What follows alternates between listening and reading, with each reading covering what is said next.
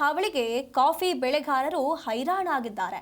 ಬೇಲೂರಿನ ಕೋಗೋಡಿನಲ್ಲಿ ಕಾಡಾನೆಗಳ ದಾಂಧಲೆ ದಿನದಿಂದ ದಿನಕ್ಕೆ ಹೆಚ್ಚಾಗ್ತಾ ಇದೆ. ಕಾಡಾನೆಗಳ ಹಾವಳಿಯಿಂದ ಅಪಾರ ಪ್ರಮಾಣದ ಬೆಳೆ ನಾಶವಾಗಿದೆ. ಜೀವ ಭಯದಲ್ಲೇ ದಿನ ದೂಡ್ತಿದ್ದಾರೆ ಗ್ರಾಮಸ್ಥರು ಮತ್ತು ಬೆಳೆಗಾರರು. ಕಾಡಾನೆಗಳನ್ನು ತಕ್ಷಣವೇ ಸ್ಥಳಾಂತರಗೊಳಿಸಿ ಅಂತ ಹೇಳಿ ಸ್ಥಳೀಯರು ಆಗ್ರಹಿಸುತ್ತಿದ್ದಾರೆ. ಪ್ರತಿಭಟನಾ ಸ್ಥಳಕ್ಕೆ ಹಠಾತ್ ಭೇಟಿ ನೀಡಿದ್ದಾರೆ ಅಧಿಕಾರಿಗಳು. ಇಲ್ಲಿ ಸಮಸ್ಯೆ ಬಗೆಹರಿಸೋದಕ್ಕೆ 8 ದಿನ ಕಾಲಾವಕಾಶವನ್ನ ಅಧಿಕಾರಿಗಳು ಕೇಳಿರುವಂಥದ್ದು. ದಿನೇ ದಿನೇ ಕಾಡಾನೆಗಳ ದಾಂಧಲೆ ಹೆಚ್ಚಾಗ್ತಾ ಇರುವಂತಹ ಕಾರಣ ಗ್ರಾಮಸ್ಥರ ಆತಂಕ ಹೆಚ್ಚಾಗ್ತಾ ಇದೆ. ಜೀವ ಭಯದಲ್ಲೇ ದಿನ ದೂಡ್ತಿದ್ದಾರೆ.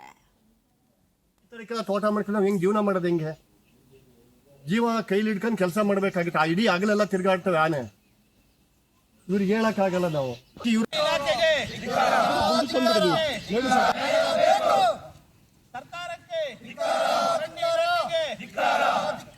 ಆನೆಗಳನ್ನು ಸ್ಥಳಾಂತರ ಮಾಡಿದ ರಾಜ್ಯ ಸರ್ಕಾರಕ್ಕೆ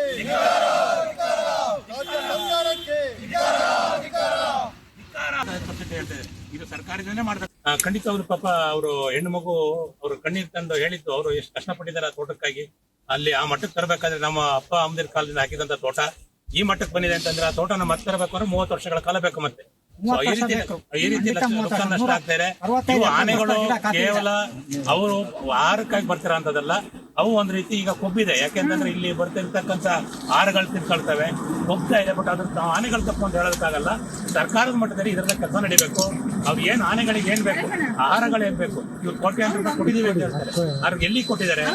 ಕೋಟ್ಯಾಂತರ ರೂಪಾಯಿ ಕೊಟ್ಟಿರ್ತಕ್ಕಂಥದ್ದು ಯಾವ್ದು ಕೊಟ್ಟಿದ್ದಾರೆ? ಹಾಗಾದ್ರೆ ಇವರು ಕಾಡ್ನಲ್ಲಿ ಹೋಗಿ ಒಂದು ಫಾರೆಸ್ಟ್ ಅನ್ನ ಅವರು ಒಂದು ರಿಸರ್ವ್ ಮಾಡಿ ಆ ಫಾರೆಸ್ಟ್ ನಲ್ಲಿ ಇವರು ಒಂದು ಕೆರೆಗಳನ್ನು ಸಿಕ್ಕದಾಗ್ಲಿ ಅಥವಾ